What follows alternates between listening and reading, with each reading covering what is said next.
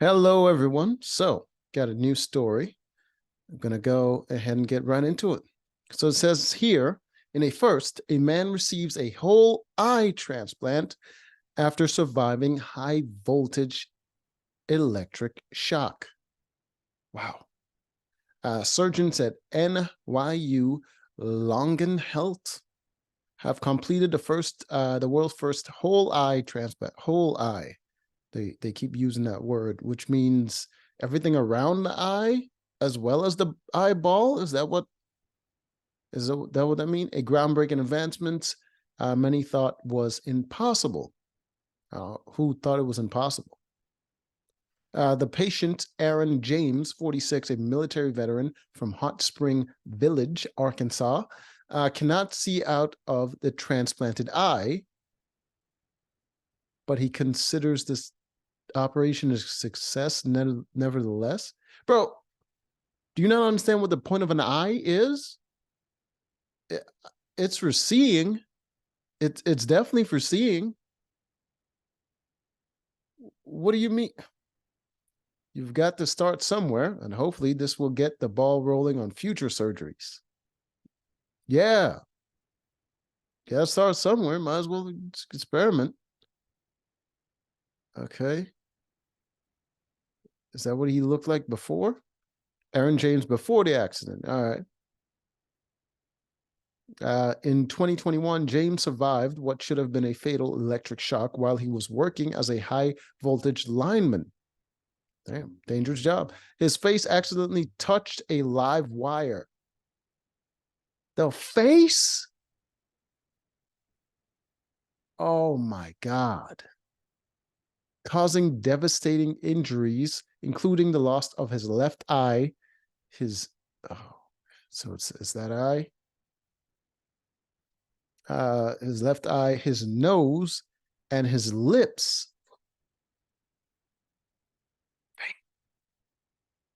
Did they give him a lip transplant? Mm-hmm. Only bone was left. Oh, God. In his left cheek and his chin. Much of his left arm was also stripped from the bone. He tried to remove the wire from his face and lost a hand too. Damn. The operation, which took place in May, lasted 21 hours and required expertise of more than 140 surgeons. Where did they get the eye meat? Nurses and other healthcare professionals. In addition to the eye transplant, James also received partial face transplant. Of course, he needed nose and lips. He ain't gonna be smelling or kissing nothing, which remains an incredibly rare procedure. I mean, if doing something, regardless of success, means progress, then sure. I'll throw some Play-Doh on his face and I'll consider it a success. Celebrate me too. With fewer than 50 face transplants having been performed worldwide since the first one in 2005. Probably because they're trying to perfect it rather than just slapping meat on people's faces. The donated face and eye came from a single donor. All right, yeah. You don't want to mix and match. You ain't trying to be a Mr. Potato Head. You want to choose. The eye had never been removed from the donor's socket, and the surrounding tissue and optical nerve remain intact.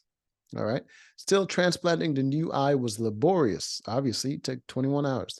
Blood vessels surrounding the eye are extremely small, I would assume so, making it a challenge to attach enough for adequate blood flow. Reattaching the optical nerve is another challenge. As part of the operation, the surgeons also injected adult stem cells. Nah, you need that baby stuff, yeah, adult. Into James's optic nerve, another first to prompt the nerve to create healthy new cells. If you're trying shit, might as well do that. 5 months after James' surgery, there's a healthy blood flow to the retina, the part of the back of the eye that converts light into electric signals to the brain, converts into images, a major sign of vitality. Oh. Oh. Okay, so this is the nose, Okay, eye and lips. Okay, so I'm assuming this part of his face wasn't originally his face because this is the left eye. Oh, my good Lord. Ooh, he got a neck beard too. I mean, shit, you can't, you didn't know the donor had a neck beard. You got to get what you get. Um, uh, although there's no sight, we have crossed a barrier that many didn't think was possible, said Eduardo Rodriguez. I'm pretty sure people thought it was possible to slap other people's face meat on someone else's face. The director of the face transplant program, who led the surgery, nothing like this has ever been attempted. Well, you attempted. There isn't even any science published in the literature that could indicate what could be the result of such a transplant. Probably because you aren't allowed to experiment in human beings, but his case was so extreme that there was an exception made and you experimented away. The eye also has normal pressure and it is not painful. It's also not his. So, uh, infection around the brain was another major complication James was able to avoid in crucial months after the transplant. His body did not reject the transplant, significant achievement. Some experts believe the eye has a different immune system from the skin, so it could have been rejected. Wow. That is, well, they did put stem cells in the eye, so that would make sense. Uh, that is an absolutely remarkable accomplishment in itself. Yeah, you got the face working, at least. I'm sure he can smile again. More than sight, Rizzo said he believes the whole eye transplant that restores vision is still beyond our capabilities at the moment. For one to have sight at the level you would be able to do something functional, it would require the connection of a fair number of nerve cells, but the complexity is not just whether some cells can regrow. Okay, so the eye could possibly work. You just like you can't really connect his nerve cells because they're very tiny, and that's difficult to do. And yeah, and there might be some rejection. I get that. So he just has a face with an eye in it. Got it. Roughly 1.2 million nerves fibers connect. That's a lot of work, there to connect all those nerve fibers. Like some of it got to be automatic. We can't do that unless you get a machine that can do all that. To the brain, and those nerves are not connected in random fashion. You got to connect the blue nerve to the red nerve, or face don't work. Uh, okay. During brain development, a complex system of interaction. Yeah, I get it. Eyes are complicated. The public should be imagining. They're really trying to make the case like we didn't mess up. Like it's just hard to do, but we tried. Even the eyelids were closed. It would give a better aesthetic than eye sockets that don't have anything in it. Yeah, I mean, you made your case. I believe you. You did what you could, and they have to cover it up now with an eye patch. I'm assuming that's his daughter. She has a similar pastiness to him. Um. Oh shit! Yeah, he did lose his hand. Hey, look at him. He gets pedicures now. He's really taking care of himself.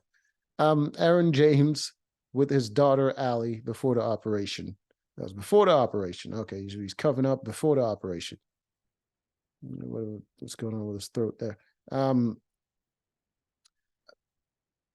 right. He didn't have lips then either, a nose. Okay, gotcha. James, who has many operations since the accident, including one to remove his damaged left eye because of pain, said the face and whole eye transplant have been life-changing for him. I can go out and I'm really not stared at anymore. Bruh, uh, I'm staring. I don't know what you're talking about. You look Frankensteinish. I just look like a normal person walking down the street from far away. Um, before the face, I just uh, James could not taste because of the loss of his nose. He also could not eat solid food. Ah, damn, that's sad. I just had a little hole in my mouth. We all have them. My wife had to cook soups and puree them in a blender, and I had to drink them through a straw. That's the only thing I could eat. Oh, oh God. James said he's extremely grateful to the donor and the donor's family. If they ever want to see their family member's face, they could always call you up. Somebody had to pass away to make this happen. Yeah. And the donor and the donor's family, I can't imagine having to make a decision like that. I really want them to know that I'm grateful. Thank you. You can give a person a little bit of hope. Okay, man. If he's happy with it, I'm happy with it. That's hell of a situation. Anyways, until next time.